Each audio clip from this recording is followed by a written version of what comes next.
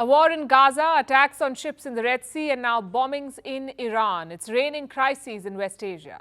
Iran says it has suffered a terrorist attack. There were 2 explosions near the grave of Qasem Soleimani, the revered Iranian general, one of the most powerful figures in recent Iranian history. Yesterday was his 4th death anniversary, so large crowds gathered in Kerman, a city in southeastern Iran, about 800 kilometers away from Tehran. Kerman is the hometown of Qasem Soleimani. There was a procession there on his death anniversary, and that's when the bombs went off. We would like to advise viewer discretion. The pictures are disturbing.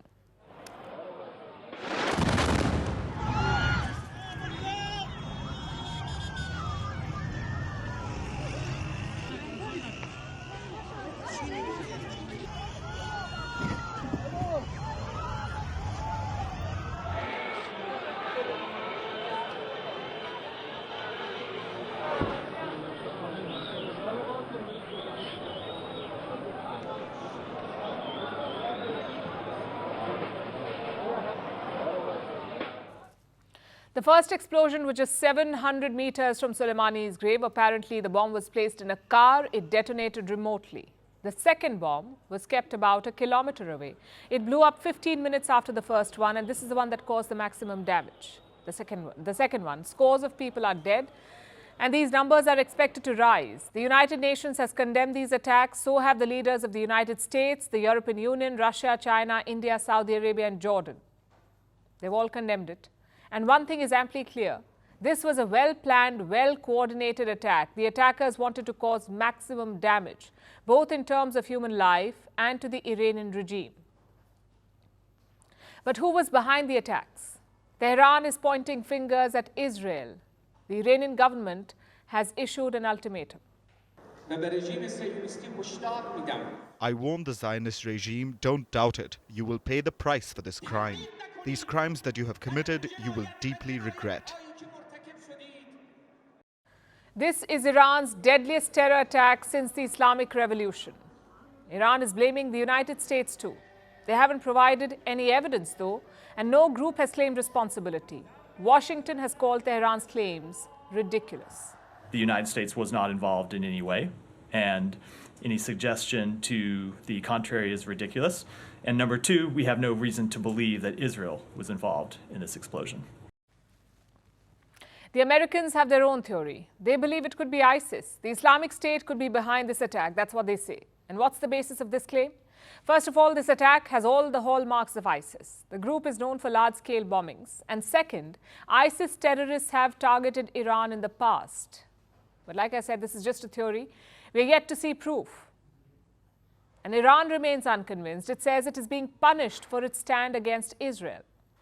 Now, as you would know, Iran and Israel are arch enemies. Iran has vowed to erase Israel from the map of the world. Iran also supports Hamas, the group that controls Gaza, the one that carried out the terrorist attack in October.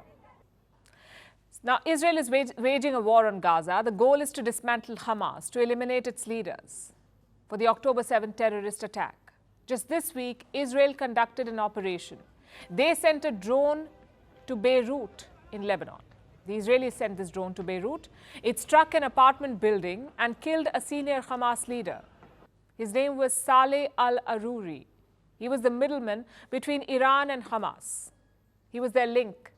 He had close ties with Tehran and deep connections with the Iranian regime. So the killing of this Hamas leader, of course, was a blow to Hamas. It was also a setback to Iran. The war in Gaza has heightened tensions in the region.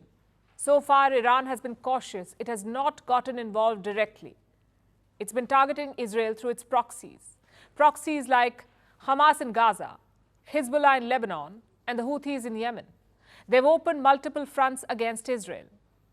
Hezbollah and Israel exchange fire on a daily basis. They're fighting on the Israel-Lebanese border. And recently, Hezbollah also held a rally and sent this message to Israel.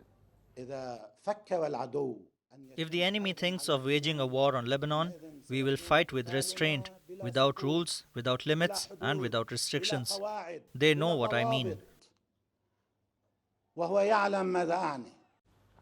That's the message from the Hezbollah chief. Last night, there was a fresh round of attacks. Israel conducted shelling operations. Reports say 14 people were killed, 4 Hezbollah fighters were among them. What about the Houthis? They're in Yemen. They're targeting ships in the Red Sea and disrupting international shipping. So far, Iran has maintained a distance from its proxies, but will these bombings change that? Will Iran get involved directly? It's a possibility. Tehran is weighing its options. The president was supposed to travel to Turkey. He has cancelled that trip. Consultations are underway, and the risk of a wider regional conflict is high again. We do hope better sense prevails.